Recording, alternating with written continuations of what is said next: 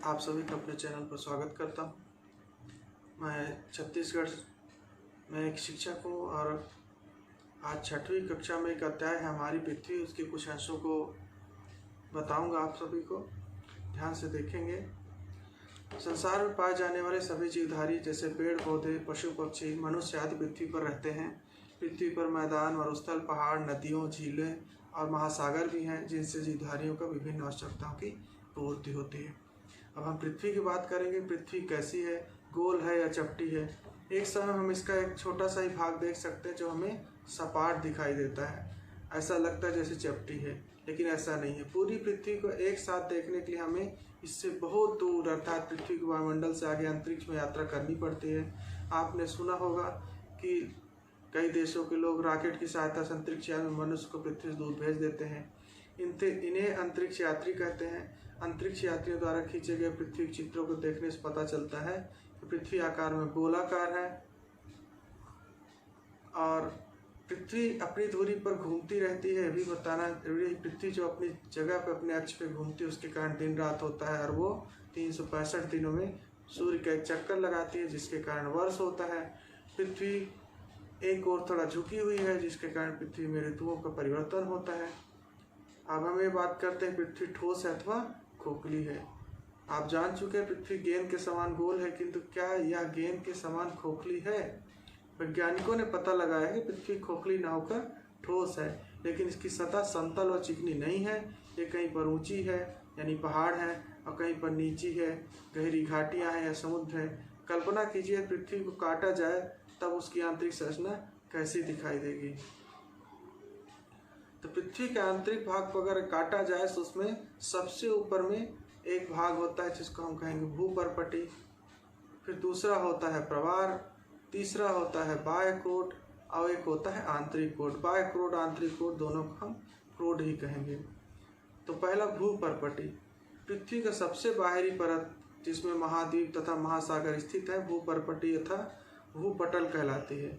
भूपर्पटी में ही जीवधारी को जीवन में रहने के लिए, वृद्धि करने के लिए आवश्यक सभी पदार्थ जैसे वायु, जल, भोजन, मिट्टी तथा खनिज पदार्थ उपलब्ध होते हैं।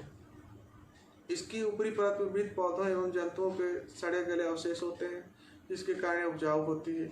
विभिन्न खनिज जैसे लोहा, एल्युमिनियम, तांबा, कोयला, चूना, पत्थर, पेट्रोलियम, प्राकृतिक गैस आदि इस पर परत से ही प्राप्त होते हैं, जिनसे हमारे जीवन में दैनिक आवश्यकताओं की पूर्ति होती है।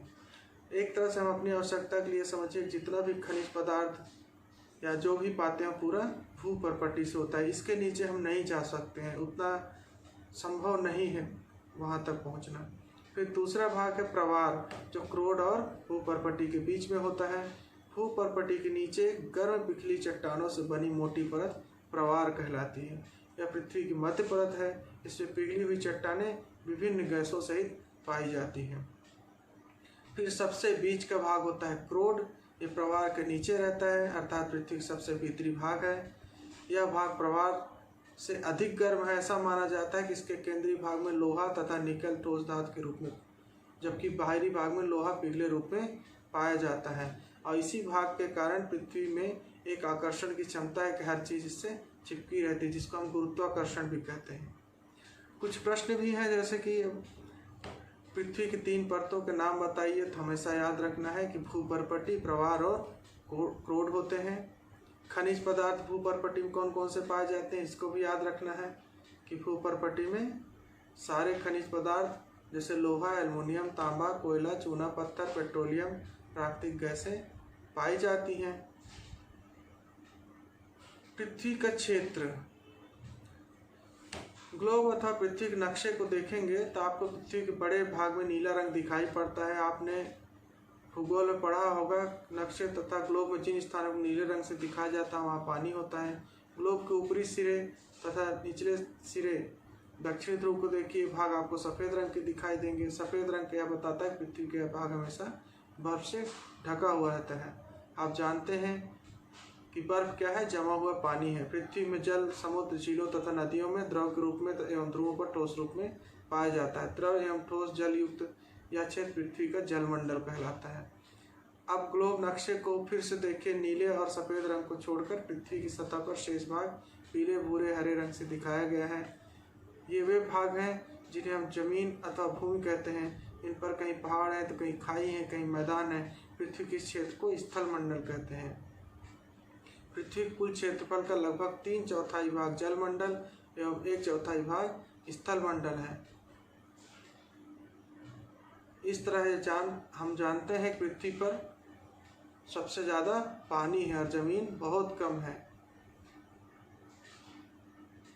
अब आता है कि पृथ्वी के चारों ओर हवा है, हमें हवा दिखाई नहीं देती। जब वह बहती है तब हम उसे महसूस करते हैं। पृथ्वी के चारों ओर उपस्थित वायु के घेरे को वायुमंडल कहते हैं।